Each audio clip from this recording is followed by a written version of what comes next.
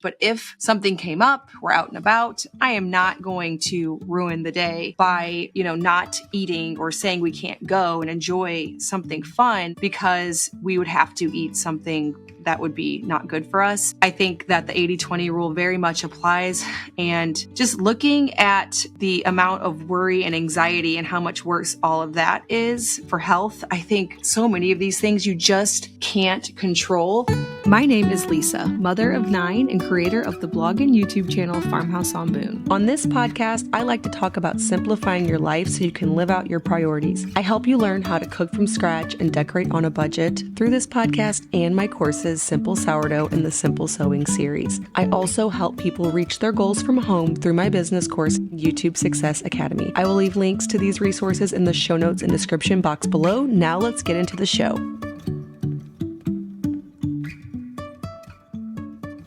Welcome back to the Simple Farmhouse Life podcast. Today, I'm going to be taking more of your questions over on the Google Sheet. I have Miss Miriam in my lap again because that's how podcasts are done these days. So first, we'll start with a little bit of a house update. The house was on pause for about 2 or 3 weeks. I knew we could probably run into a situation like that with our windows. But because of when the electrician came and all of the things that go on behind the walls took a little bit longer as well, there was really only about a 2 or 3 week pause with the house build, which was great because I kind of thought it would be a lot longer. The second set of windows, we basically ordered our windows in 2 different parts for various reasons, but the second set took quite a while because we decided to go with linseed oil paint. And so there was some extra prep work when it came to that, but they are finally in. And now there's really nothing else that we have to be waiting on to move full steam ahead on everything. So by the time this episode comes out, we'll be in the middle of insulation, maybe even beginning on the drywall, paneling, all that kind of stuff. So I think that we'll be moving really quickly. I'm excited to move inside. We have not done anything inside yet, except for the electrical and all that kind of stuff. But it still looks like a house with studs, and soon that won't be the case anymore. Things will actually start feeling real. Luke and I decided that we both kind of feel like moving in is like a hypothetical thing. Like it doesn't feel real that we're ever actually going to live there. Just doing this process for so long. I know it's really not in the grand scheme of things very long at all, but it feels like we've been in the middle of it for a really long time. It seems crazy that we actually could be moving in the next, 3 months. Is that naive to think if we're doing insulation here in the next week or so?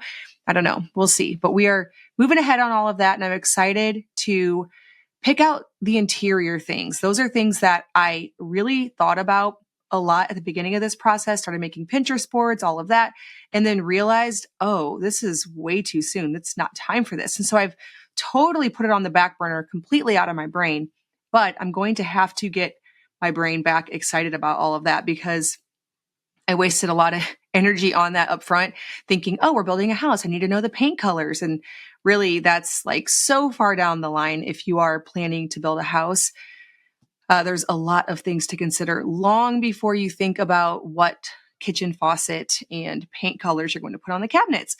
In a few weeks, my friend Anne from storied_interiors over on Instagram is going to be in town, and she's going to come over and help me pick out colors because I've told my sisters this many times, but I have a certain style that when I see it in books, when I see it online, on Pinterest, I really gravitate toward it and love it. But then I end up choosing colors and different furniture pieces and art and all of the elements that make up a beautiful room.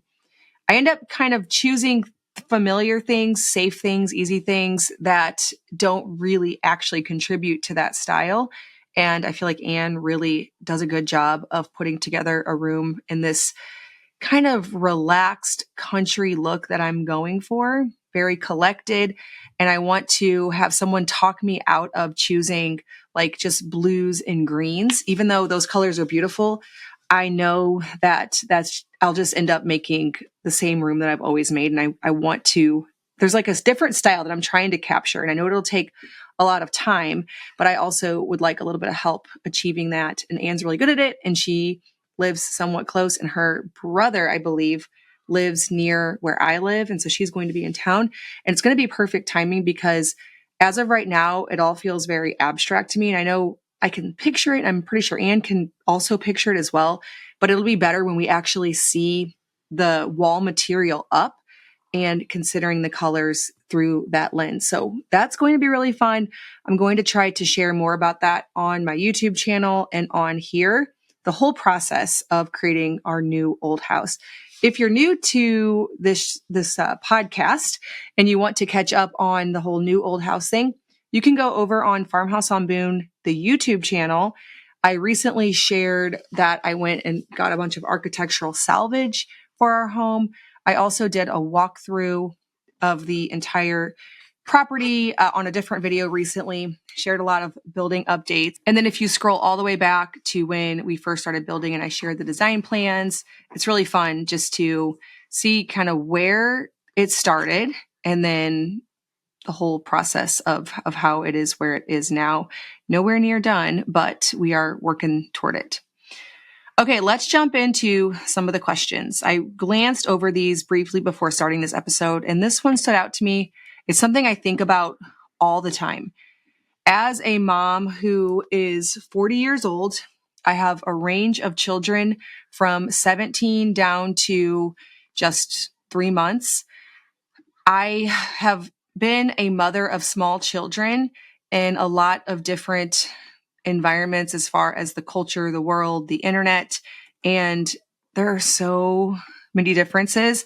And it's hard for me to fully understand what it would be like to first be a mom in this day and age. Because although I am a new mom to a new baby, not a new mom, but though I do have small children as well, I have a 4-year-old, a 2-year-old, a baby. So I'm kind of in the trenches with all of that.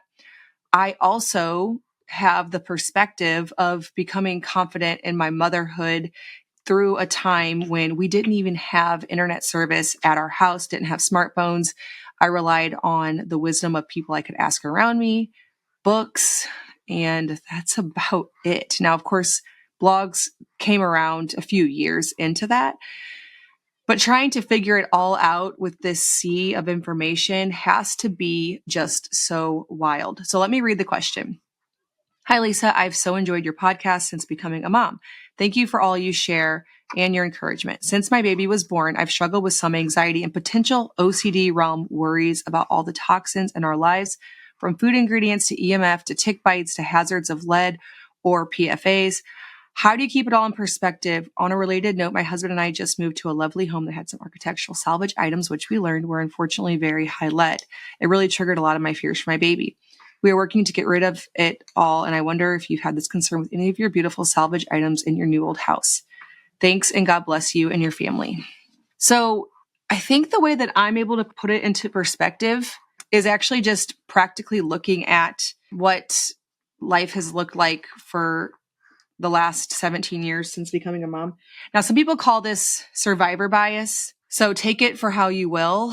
It could just come off as dismissive, but when you've had a child that you didn't know about any of these things. Now, of course, we've known about lead for a really long time. I believe our first house, we might have had it tested for lead, but it was an old house as well.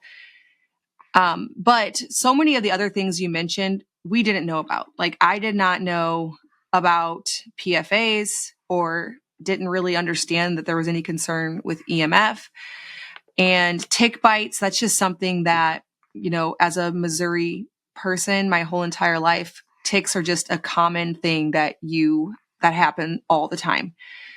So I just kind of approached it practically. We check the children for ticks before bed when it's summertime. There's occasionally one that you look through their whole body and you miss one and you realize, oh no, that's been on there longer than I'd hoped it would have. And you just pray that there's nothing that happens. But then the survivor bias part that comes in is so far, we haven't had really any issues from that.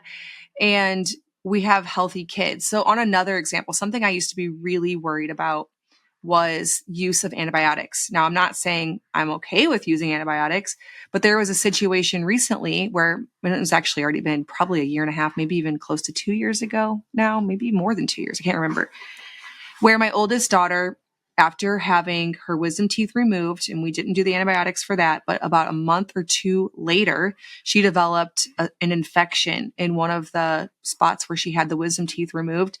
And it was, her face was swollen. She had a fever. It was obvious that it was an infection, that we needed to use antibiotics. Like, those are things back in the day, which back in the day, you wouldn't have your wisdom teeth removed. But if you got an infection way back in the day, you just died. So, of course, we use the antibiotics. And as a mom who is very busy, has a lot of things going on, I didn't really give it very much thought. Whereas when I was a new mom, that would have been kind of an all-consuming thing. Like, oh no, I've just ruined her gut for basically forever now. She's going to be so sick. It's going to mess her up forever. And it's something that, you knew you had to do. And she took probiotics for a little bit afterwards, but we haven't seen any effects from that. She's not sicker. She doesn't have any digestive issues. We still have her on a healthy diet that all of our family is on, food from scratch, lots of whole grains, raw milk, sourdough, all that kind of stuff. And she hasn't had any issues at all. So I think ultimately you do the best that you can, and worrying doesn't add, what does it say in the Bible? Like a cubit to your stature or a minute to your life or something like that. So practically, it doesn't make sense to worry about things you can't control. Tick bites, you can't control. Outside of just not going outside, which has to be way worse in every way possible for your mental health, for physical health. But that would be the only way. Yes, you can wear long pants. Yes, you could use some kind of natural bug spray. But even still, if you live in areas that have a lot of ticks and you're outside, you're going to get a tick bite. And so it just doesn't make sense practically to worry about that, to worry about PFAs. Regarding the PFAs, and I think PFAs are we talking about oils, or that's PUFAs? Polyunsaturated fatty acids? I don't know. So I think that's what you're talking about there. But so our take on anything like that is we cook healthy at home. And if we are anywhere else, we don't worry about it. So if we're out and about and I didn't pack lunch, which usually when we're out and about, I do pack a lunch. But if something came up, we're out and about, I am not going to ruin the day by, not eating or saying we can't go and enjoy something fun because we would have to eat something that would be not good for us. I think that the 80-20 rule very much applies. And just looking at practically the amount of worry and anxiety and how much worse all of that is for health, I think so many of these things you just can't control. And it takes so much of the joy of motherhood out when you're worried. When I was a young mom, I didn't know about PFAs. Tick bites, I don't even feel like I worried about that until many years later, probably because we heard so much about it online. But before that, I don't even know if I checked the kids every night. But the last several years, check the kids every night. I definitely have way more anxiety about it now than I used to. But back when my first was born, I don't think I even worried about that for so many years. I definitely didn't worry or have a clue what PFAs were, EMF. We had our own things to worry about. I remember being worried that if I didn't get her on a certain sleep schedule, she would never sleep on her own. And there's a lot of perspective that comes from having older children and seeing, okay, I did this time, I did this time, and turns out they both sleep fine by age 2, pretty much no matter what I do. And so when you have that perspective, it is really so life-changing. So if you have any older mothers around you that you could, ask if they had any advice or could pour into your life, I think that's another valuable thing. Now, something that I did when I was a young mom, and a lot of young moms tend to do, is not humbly seek that kind of advice. Like when moms would tell me when my oldest was a baby, oh, you can't spoil a newborn, I really literally just thought that they were wrong. I was like, well, yes, you can, because if I pick her up every time she cries, then I'm going to teach her that, you have these like silly things that if you're an older mom and you hear a young mom say that, you're just like, seriously.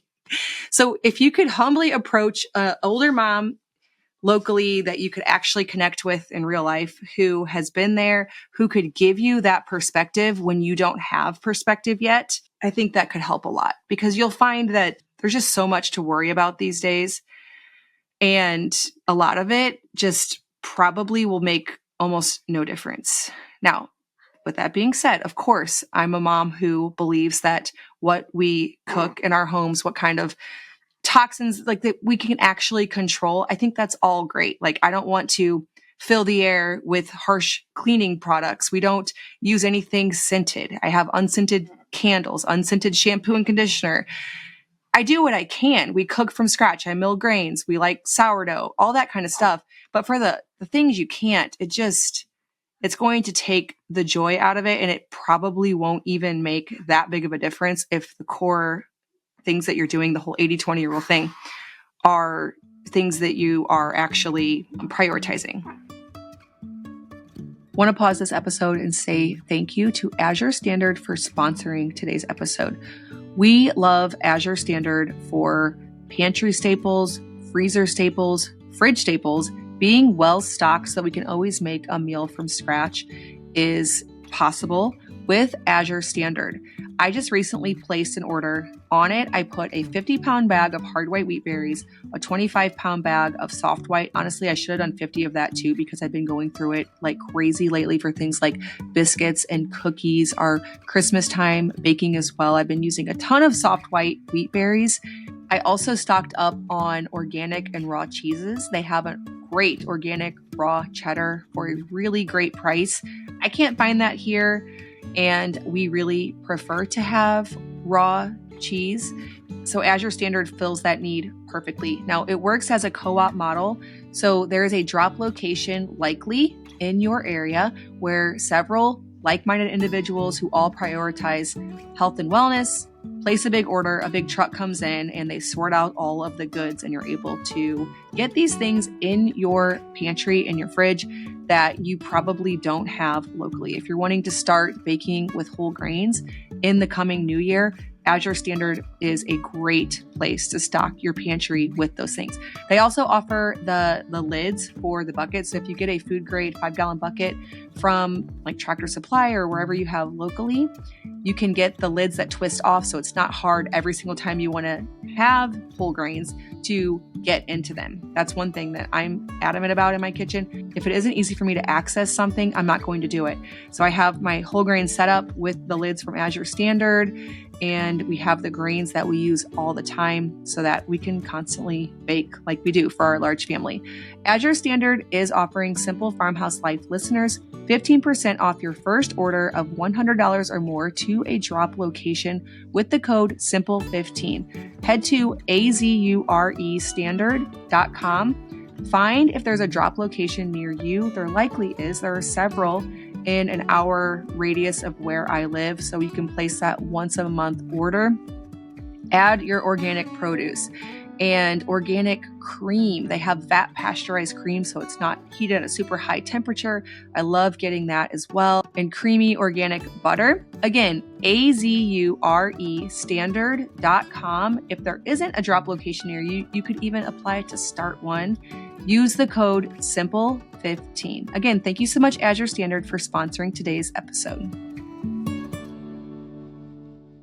Best resources for learning to use a woven wrap. I've used a stretchy wrap for my babies, but want to expand to wovens. Also, have you ever dealt with oral restrictions / tongue ties with your babies and had to address nursing issues related to them? Okay, so the woven wrap, to be honest, I only really do one type of tie, and it works fabulously all the way until a baby won't go in the wrap anymore. So I use it pretty much around the clock when my babies are between, 0 to around 7 or 8 months. I start getting them down for some naps. And then when we're out and about, beyond that, all the way until they're about 18 months, depending on the baby and the temperament, I can get them asleep in a woven wrap if we need to, like in a pinch if we're out and about and they have to have a nap. Whereas like my 2-year-old right now, he is okay if we're out and about all day to just not do a nap at all. He might fall asleep for a few minutes in the car or something like that, but he can make it. Whereas when you have like a 1-year-old up to 18 months, they have to have that nap. The woven wrap works great for that. So it's actually a very simple tie. It is reverse of a stretchy wrap. So if you've used a Sally or a Moby or a Boba, you will put that middle panel around the center and then tuck in the ends of it, the long ends behind it, and then tie it all around you, like wrap it around your back, tie it, and then put the baby in. Whereas with a woven, you put that middle panel over, and then you put the two long tails, instead of tucking it in, they go over. Then you put the baby on before you tie it the rest of the way. And the reason I love this about a woven wrap is you adjust it to the size of the baby. So you get the baby in that center panel, and then you start pulling the two long tails up over your shoulder until it's very tight on the baby, so it adjusts to what size the baby is. Whereas with a stretchy wrap, the goal is get it as tight as you possibly can before putting the baby in, because they stretch it out and then they sag down. And if you ever find that you're unable to get things done with a stretchy wrap, you just have it way, way, way too loose. You have to tie it way tighter than you think you need to. The cool thing about a woven wrap is you figure that out because the baby is in while you're adjusting it. And then you tie it on the rest of the way while the baby's in there. So another thing about the woven wrap is, unlike a stretchy wrap where I wear it as my shirt almost the entire day, I never take it all the way off because you tie it completely before putting the baby in. I take it on and off. So I might wear it for a few hours for their morning nap, and then I will hold the baby, or, one of the siblings will hold the baby and talk to her while she's awake between that time. So I like it for that. I like it because it's more supportive. It works very well, even if you have a very large baby. It doesn't stretch out. It's very comfy and soft, and it feels, it conforms to the baby, but it's not stretchy. So I like that. They are very adjustable for, you can use it on your back. And that's a really great advantage of a woven wrap, but that's not something I've done a whole lot of. I have done it, but if you asked me to do it right now at this exact moment, I wouldn't even remember how to do it. I'd have to look it up. Whereas that front carry, I think they call it a front wrap cross carry, something like that. I don't even know, but it's just like the basic tie. I use it over and over again. They're so cozy in there. You can tuck their little head in on one side panel so they can take their nap. I usually try to switch their head around so that they're not always facing the same way. And you want to avoid that. But other than that, I love it. That's the only wrap I'm using this time around. I get a lot of questions on YouTube of a lot of, it must be older people, because I feel like if you had a baby, you would know the answer to this question. But I always get people who say, well, why don't you put the baby down? While you're cooking and while you're doing things around the house, why don't you put the baby down? So many reasons. One is babies don't like to be put down. I mean, I know some babies do. People are like, well, my baby did. Yes, some babies. I've never had one. All of my babies like to be held. I think most babies do. If you have one that likes to be put down, I think that's probably more the exception to the rule. I think most people, it's a struggle to get, cooking done, laundry done, playing with the other kids, getting other kids dressed, taking other kids to the bathroom. There's all kinds of little things you have to do with a toddler that you need to, be able to do while also having the baby.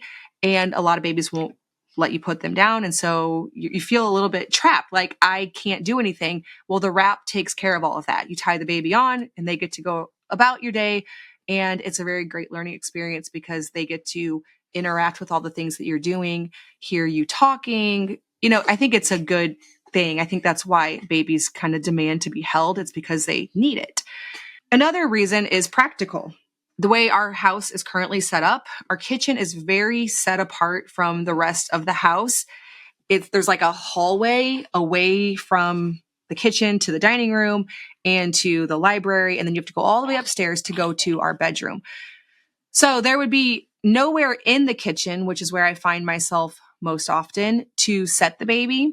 And then if there were, I would have to constantly move the little thing, whatever it would be. If it was like a swing or a pack and play, one, it would be majorly in my way because we have a tiny kitchen. So I need the baby kind of out of the way of the children running about everywhere. They'd step on her. And then two, I don't have to constantly move baby holding apparatuses throughout the house.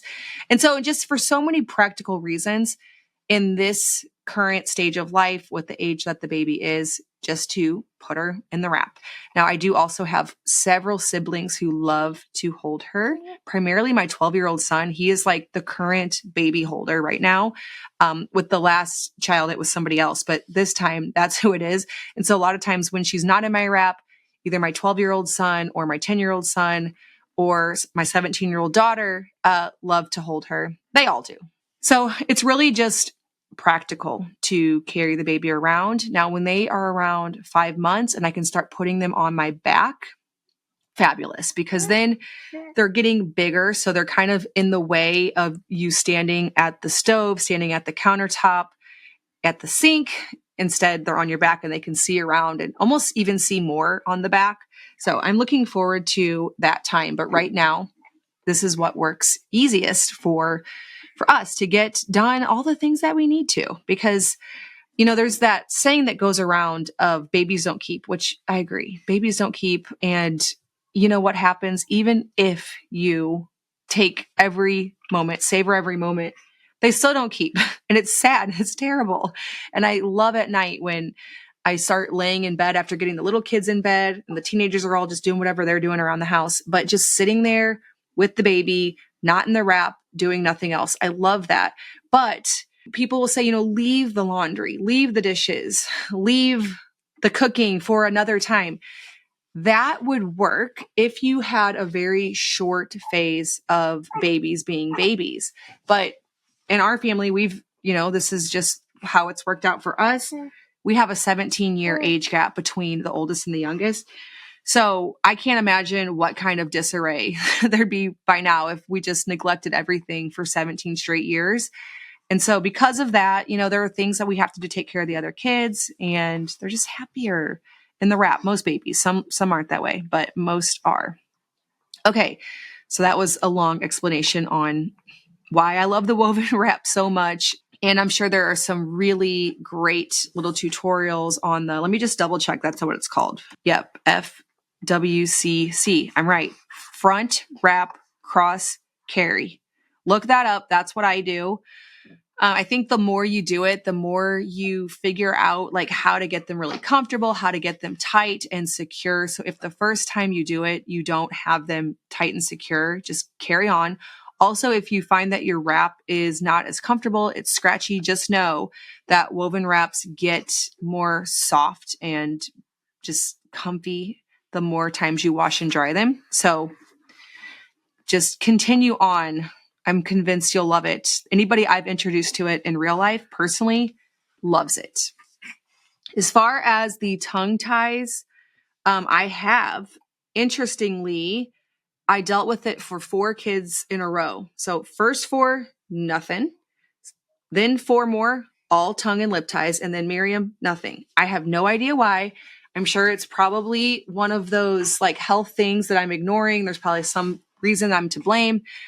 Like we were talking about earlier, there's always a reason for everything. And I think that's what makes everything so stressful is there's always a reason for everything with moms these days. My sister was telling me the other day that the reason you would have a more strong-willed, defiant toddler is because if you had a more traumatic birth. That's something that's going around these days. I know it's anecdotal, I know, but the one that I find to be the most difficult toddler of all the toddlers in my entire 9 kids, even though I can't say with Miriam yet because she's not a toddler yet. So the most difficult toddler of the 8, super easy, relaxed birth, pain-free birth. So anecdotally, not true for me. You don't have to blame yourself for literally everything. If you have a toddler that's toddlerish, so they throw fits. We just don't blame yourself if they're a toddler. That's just normal. Toddlers, they're smart because they're no longer babies and they know what they want, but it's always about what they want is usually a bad idea because they're also not smart enough to make their own decisions. So they don't live by themselves.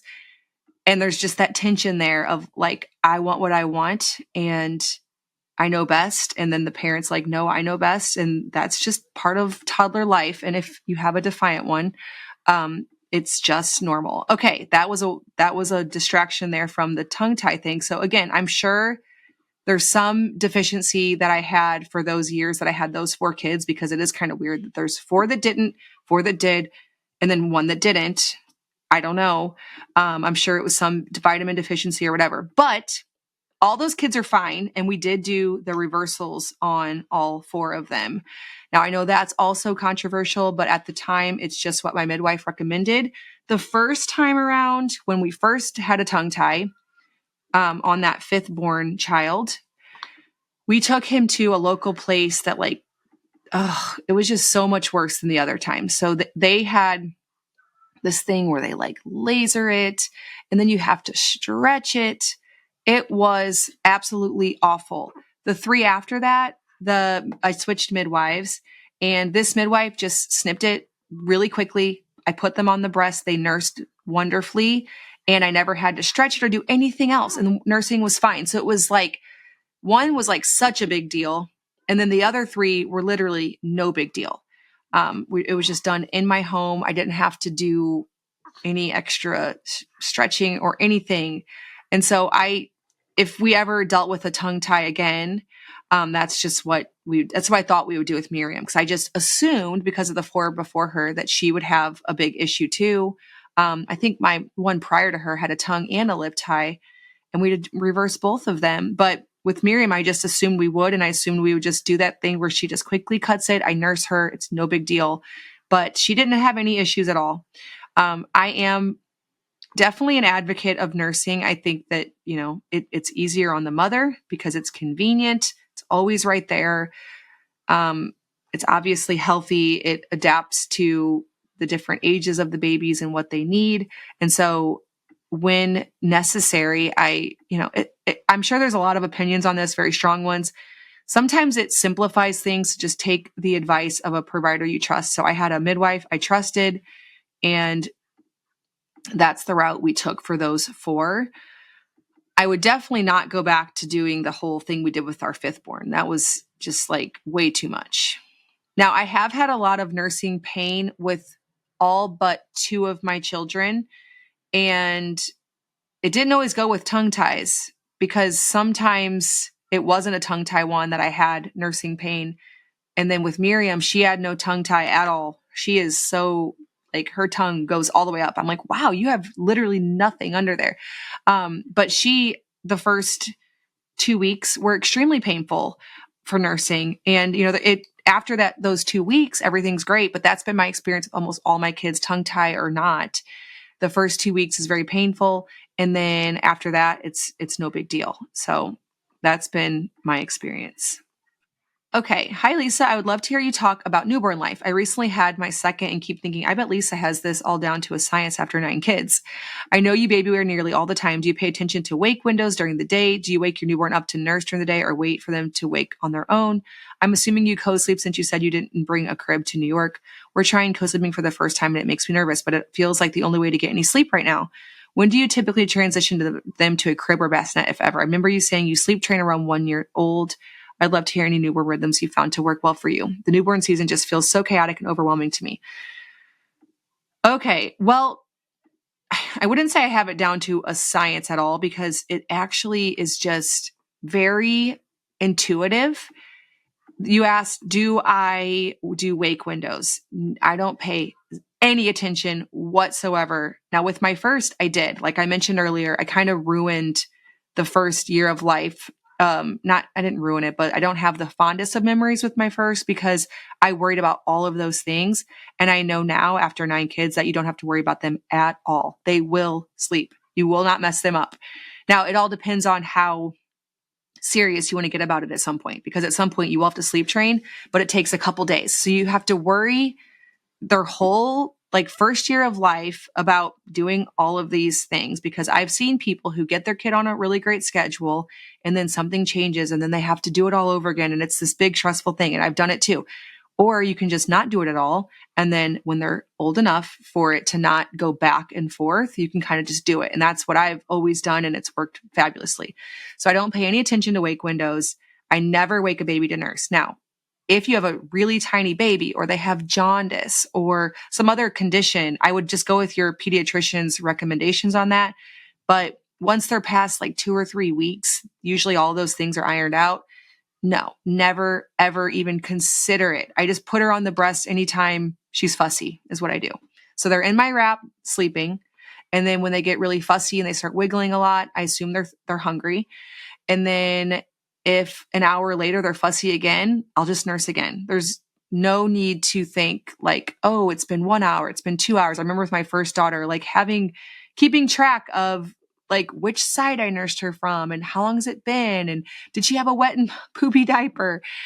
Never worried about that beyond her. I think there was like a product when she was little that people were like, you should get this watch where it tells you what side.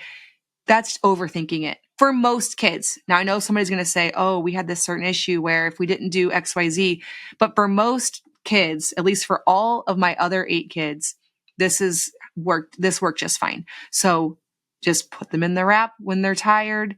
If they're fussy, just nurse. Like this whole podcast episode, I'm just going to nurse her because I can't be up and around in the wrap, which would be keeping her asleep because I'm sitting down recording a podcast episode. So because of that, I'm just going to need to latch her on the entire time, but that's totally fine. And then when I get up from this, I'll probably put her in the wrap, or if I have a little bit more computer work to do, I'll just keep her latched on. And then if she wakes up about an hour after being in the wrap because she's half sleeping right now, half nursing, then I will just nurse her again. You can't over nurse. Now she does spit up some, but that's okay. That's like the biggest consequence of her over nursing. Let's see here. Yes, on co-sleeping. So that's something again, like co-sleeping is one of those things where I am very confident, very comfortable with it. I've done it for 9 children. Actually, no, that's not true. I did it for 8 children. My first, I thought, I just followed all the recommendations. And I know there are those out there every time I talk about co-sleeping who are adamant that it's always a bad idea. And so I just want to give the disclaimer that it's not recommended. And so you have to be comfortable with it. I know one of my sisters was very uncomfortable with it, but she discovered what you discovered, that she could never sleep if she didn't do it. And she read a book, and I need to ask her what book that was, on co-sleeping and how to make it safe, because she was very, very nervous about it. She had always been a very heavy sleeper. And so she read a book, and this book convinced her that it was very safe under certain circumstances. So, certain types of blankets, certain conditions, like do not be drunk and co-sleep. Do not be super, like there's a certain weight limit. If you're over a certain obesity metric, then it's not really recommended to co-sleep. There are certain blankets you shouldn't use. Find some resources like that will make you feel more confident. But if you're wondering what I do, yes, I just put the baby in bed with me. That's what I've always done. And it just really, like, doing all of these things makes the newborn phase feel easy, truly. Like the toddlers don't feel easy, but the newborns do. And I had someone in my comments when I shared that Luke and I went to New York City because he surprised me with the 40th birthday trip, that said, like, if your newborn's hard, and your experience isn't like this, just you're not alone. And that I understand that, like, not everybody has the same experience, but this has been my experience the 8 times after how I did my first. It was night and day difference. And so I just have the perspective of worrying about all of these things and then just kind of spoiling the baby, for lack of a better word, doing exactly what they want, nursing them whenever they want, wearing them whenever they want, and holding them all the time. Seems like that's just what babies kind of want. And I know with my first, I worried that it would be impossible to ever get her to sleep if I did those things wrong. And I know now that I was wrong about that. And so when do I start putting them in a bassinet or crib? Usually it depends on the temperament of the baby. So I've had anywhere from 6 months up to, I'd say, about 9 months is when we start with naps. And there is some crying. When I lay them down, there's some crying, but they're old enough to need that sleep. So usually what happens is at some point they stop sleeping very well in the wrap for me. And for one of my sisters, that's a very later date. Her babies sleep very well in the wrap all the way till they're 1, whereas mine start to get squirmy and curious, and they no longer want to sleep in the wrap. And so they're not getting enough sleep. And it's just, there becomes that time where it's like, okay, you need to lay down and sleep. Usually about 2 or 3 times of putting them down for a nap, they understand that when I get laid down here, I need to go to sleep. And so once we learn that, it's pretty smooth sailing. And then a few months later, we do the same thing with overnight. And the reason I wait until 1 is because if I go any kind of back and forth with nursing them overnight, they start pushing it earlier and earlier. So what I thought would work earlier on with some of my babies is, I'll just only get them after, say, 4 a.m. or something like that. Well, they would then go to 3 a.m., 2 a.m., then they'd be back in my bed. Like after, they keep pushing it back until they were just in my bed all night. So I wait until 1 because I want to make sure that they are able to sleep the night through without nursing, because I either need to go all or nothing. And I also have to be mentally ready for it. If I go back and forth, it makes it even harder. It makes it to where we do it one night, then we don't do it. And that's just terrible, because if you do it 1 or 2 nights, it's done and they sleep through the night after that.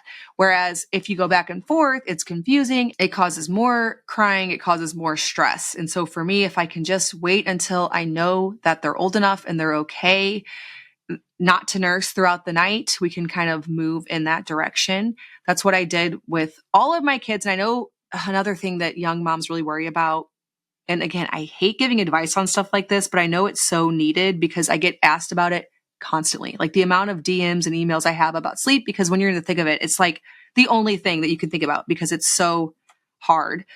But I hate doing it because I know that there are such controversial opinions when it comes to this. But I did it, but people will ask me like, do your children like hate you now? Are they traumatized because at some point you sleep trained them? And my 17-year-old and 15-year-old aren't traumatized. Like and of course there's probably like these little hidden things I don't know about and all this kind of stuff, but they seem very emotionally regulated, I think is the word we use these days. They seem confident, happy, and connected. And so for me, this is definitely something I don't regret doing. And it's something that is practical because at some point, kids and parents have to sleep. And so if you still have to nurse, like people have different levels of their tolerance for this, but I'm unwilling to still nurse a like 3-year-old to sleep or to lay down until a 3-year-old's to sleep. At that age, I always have another baby. And so at that age, they need to be able to lay down in their crib. And of course we do books and we kiss them goodnight and all this stuff. And they're happy and they know that we love them, but I'm not going to like lay next to them till they are sound asleep, quietly roll away when they are that age. I'll do it while they're little babies and they don't know any better and they don't have object permanence and all that kind of stuff. But then at a certain point, I'm just personally, I think it's good for us if the baby or the child learns to fall asleep on their own. So that's my little take on all of that. I gave way more than you asked. I keep seeing your blog course mentioned, but cannot find it even in the newer videos. Is it still available? I am so sorry. We forgot to change the intro for this podcast for a really long time. And I actually do not offer the blogging course any longer. The reason for that is it was way too difficult to update it. So much has changed in the blogging world, and I simply do not have the time to basically remake the entire course. And so I stopped offering it. We're actually working on soon. We're going to be phasing out the YouTube course as well. And I'm just going to be doing my homestead type courses. So we have a sewing course, a freshly milled grains course, sourdough, and fermented foods. Those don't really change. I can add to them as I learn more things, but I don't have to go back and redo them. And that is just what I need in this phase of life. So we're going to be phasing out all business courses because of that. Okay. Hi, Lisa. I know organic foods are important to you, but do you ever buy non-organic foods? For example, if you're in a pinch and there's not an organic item in stock, or if there are some foods that you like, but they're not organic. You mentioned having cravings for Haagen-Dazs ice cream in one of your recent podcasts. So you will find that I definitely will buy non-organic in a pinch. Like anytime, well, a lot of produce, if it's not in the summer and somebody has it locally at the farmer's market or something, that's really the only way for me to get organic where I live as far as produce. Now, Azure Standard, I can get it from there as well. But do I sometimes forget to order enough for the monthly order and have to get it from Walmart? Yes, of course. And so I do not worry about that. Now I do try to get it from Azure Standard, but if I forget to place my monthly order or if I run out, of something, it is, yeah, I'm not above non-organic food. I do try to choose it when possible. And then, like you said, Haagen-Dazs, yeah, I don't worry about that. That stuff, it has good, clean ingredients other than the non-organic aspect of it. I will take one more and I'll save the rest of these for another solo episode. How do you do bedtime with multiple littles without taking hours? I have three and under, and a 7-year-old who all need assistance going to sleep and or waking up multiple times in the night. Okay, so the bedtime routine part we do as groups. So the oldest 4, I'm referencing them as, or I'm referring to them as the teenagers, but really the youngest is 10 in that group. And then my son is almost 13. And then we have 17 and 15. They don't really have a bedtime routine anymore. They kind of like, it's way different for them. So then we have 8, 6, 4, and 2. They're in a group. And it was me handling that before I had Miriam. This is what typically happens for us. It's not like the spoken thing like, okay, now you get bedtime routine, but it just kind of happens because usually it'll be the time of night where she will need me to just lay down and nurse her. I find that a lot of my kids, there's a certain time of night where they no longer want to be in the wrap. They just want to be in bed, but they need assistance with that. And so when that happens, typically Luke will take over the bedtime routine with those other 4, and I will handle the baby. But before that, before I had Miriam over the summer, I was handling that just because I enjoy it. I will sit down with those 4 and read a book to them or several books, depending on how early we get to the bedtime routine. Now, if it's too late, I will tell them this is not a book night. We did XYZ instead. So they know, if it's an hour past their bedtime because we did XYZ, we were at so-and-so's house and we had a fun time, I'll say this just isn't a book night because, we already had the fun and now it's time for you to go to sleep. But if we get up in a certain amount of time and we can spend 30 minutes reading through some books or a chapter of a book that they like, we'll do that. A lot of times the 2-year-old will start to become, jumping all over us and he's tired and needs to go to bed. So in between, one book and the next, we might put him in his spot and then continue reading to the other 3. And then that's about it. That might take 30 minutes to put on the jammies, brush the teeth. If we need baths, that usually we'll start that earlier, read the book, and then walk out of their room. But like I mentioned earlier, I'm unwilling to lay with each child until they fall asleep. And we're pretty strict. I'll say we're strict, but this has been back and forth. Ideally, we're really strict about them staying in their beds, especially the 4-year-old. So the 4-year-old and the 2-year-old, we're strict about them staying in their beds. The older 2, the 8 and the 6, if they get up, to do something, they're still able to put themselves back in their bed and go to sleep. Whereas the 4-year-old, if he comes out for something, like he needs water or something like that, then, I need to put him back in his spot and cover him back up and fluff the blanket and all of those little things that toddlers come up with. So usually what I will do is I will say, okay, we did the water, we did the teeth, we did the jammies, we did the book. Now it's time for you to stay in here. We've done all the things and now you need to stay in your bed. I don't wait until they're asleep because, you got other things to do. If you have all little kids, you're in the season of life where you get to put kids down nice and early. Whereas when you have older kids and teenagers, there's always people up, which is fine because they can take care of themselves. But those quiet moments that you have alone right now at bedtime, that's a fleeting season of life. And yeah, I would just have them go to bed on their own. I'm not willing for bedtime routine to take hours. I don't think it's necessary. I don't think it's a bad thing to be able to tell children that, they just need to go to sleep. They need to learn to self-soothe. I think part of the reason that kids, well, I don't know about kids. I know the reason why babies wake multiple times a night because they fell asleep with me getting them to sleep and they just sort of stir and realize, oh, she's not there anymore. And they cry. And I imagine kids would do that too if we are getting them to sleep as opposed to having them fall asleep on their own. That could be the reason for that. It's definitely the reason for babies. And it's something that I deal with all the way until they're 1, because like I said, I wait until 1, but we have some really rocky months between about 8 months and 1 because of that whole thing. Like they're no longer co-sleeping that great, but they need me to fall asleep. And at some point you have to teach them to fall asleep on their own. And if you don't, they're going to need you all throughout the night. Every time they notice they're a little tiny bit awake, like, where's mom? Where's mom? She was here whenever I fell asleep. Where is she now? And so I think it will really help if they learn how to fall asleep on their own. And I think moms these days feel really guilty about that. And I don't think that was a thing back in the day. Like I think moms were allowed to just go put the kids to bed and then move about their day or their evening or whatever. Not their day, but their evening.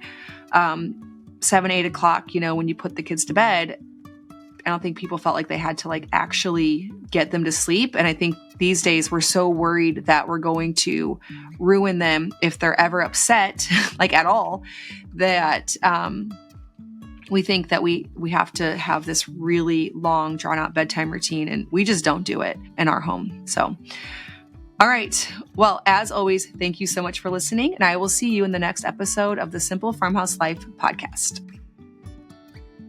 Thanks, as always, for listening to the Simple Farmhouse Life podcast. My husband, Luke, and I and our kids work together side by side on our little homestead and use our blog, podcast, and YouTube channel to reach other homemakers, home cooks, and homesteaders with practical recipes in daily family life. For everyday sourdough recipes, make sure to check out our blog, farmhouseonboone.com. And to dig deeper, we do also offer a course called Simple Sourdough over at bit.ly/farmhouse sourdough course. That's all one word, bit.ly/farmhouse sourdough course. If you're looking to learn how we earn an income online, check out my YouTube course at bit.ly/farmhouse YouTube course, all one word.